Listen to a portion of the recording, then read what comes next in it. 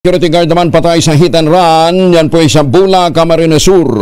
Diyos maraming aga sa ating mga kababayan dyan po sa Bicol.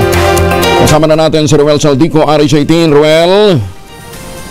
Diyos maraming aga, Kuya Angel, patay ang isang babaeng security guard matapos itong ma-hit and run dahil isang sakyan sa kahabaan ng Maharlika Highway sa Barangay Pawili sa Bula, Camarines Sur kahapon.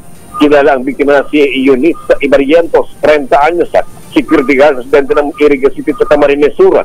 Ayon sa ulat ng Bula Municipal Police Station, bumaba sa motor ang biktima na mahulog ang silbo nito sa kalsada. Sa hindi nasa nahagip ang biktima ng isang puting sakyan. Nagtamo ng madalang sugat sa katawan ang biktima na kagad naman na sinugod sa ospital, ngunit ito itinarang dead on arrival. Patuloy naman ngayon ang pinaghanap ng mga otoridad ang nakabanggang sakyan, habang hanggang naman ng pamilya ng biktima ang hustisya sa pagkamatay nito. Mula rito sa Bicol, ito si RH18 Ruel Saldico, una sa Pilipinas, una sa Pilipino. Ruel, kumusta dyan? Malakas pa hangin? Makulimlim lang.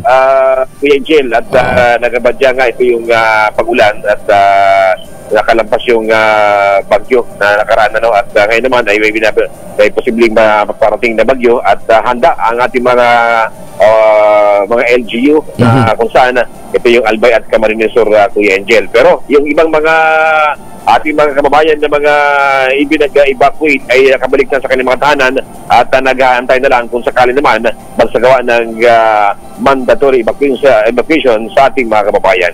Kuya Angel, ating mga update na dito sa Bicol, ito si RH18 Ruel Saldico, una sa Pilipinas, una sa Pilipino. Mabalos, Ruel.